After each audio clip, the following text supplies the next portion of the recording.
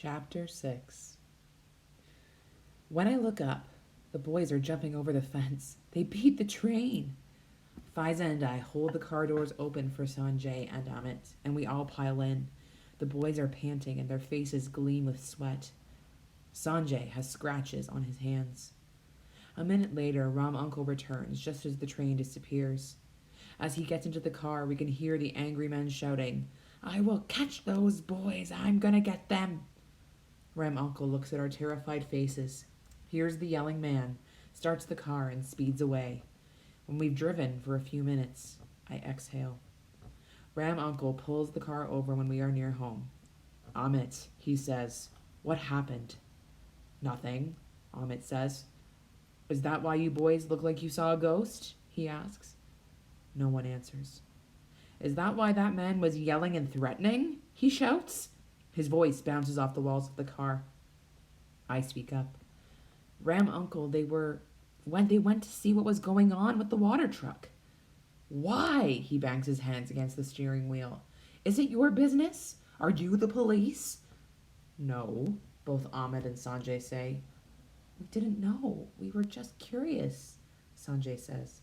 Ram Uncle laughs, a scary laugh. "You were curious? You're 15. Don't you know you can't afford to be curious about everything? You can't be curious. You can be curious about what your mother's cooking for dinner or what your friends are doing after school, not about what tankers are doing in the night. You need to remember there are times when it is best to keep your head down and go about your business." Ram Uncle sounds exactly like Baba. "Did anyone recognize you?" he asks. "There was a guy from our neighborhood," says Amit. "His name is Ravi and he works for the government," says Sanjay. "But he's a good guy. He told us to run for it right before the train came." Ram Uncle shakes his head, starts the car up, and we head on home. No one dares to say another word. None of us care about the moonroof or the music system or the TV on the back of the seat.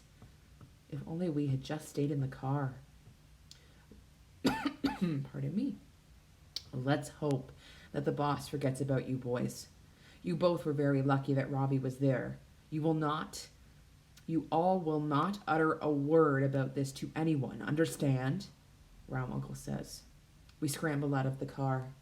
Fiza and I hug each other hard. She lays a hand on Sanjay's shoulder and says, "It'll be okay." Will it though? Sanjay and I walk home through the maze of lanes in silence. Barely an hour ago we felt lucky. Not anymore. Outside the house, I wash the dirt off Sanjay with my damp handkerchief. We creep into the house, and fortunately, our parents are asleep behind their curtain. We climb the ladder into our loft and spread out our bedrolls as quietly as possible. Our home is so small that there's no room for secrets.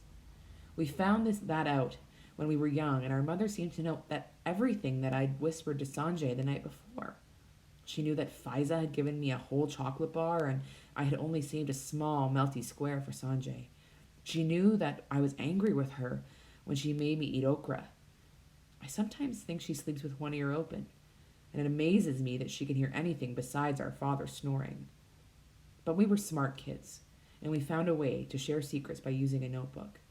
I get one out now and write, "What's going to happen?" "I don't know. I'm sorry, Minnie." "What do you think they were doing there?" "Looked like they were stealing water." Then Sanjay pushes the notebook back to me. He curls up into a ball and closes his eyes. I begin to pray, asking Lord Ganesh to help and protect us. But then I remember I need to be grateful too.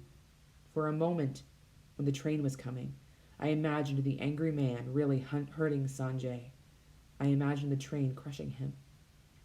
We came close, too close to evil. Those thoughts make my toes curl. So I thank God one more time that my brother is beside me in our loft under this roof, inhaling and exhaling.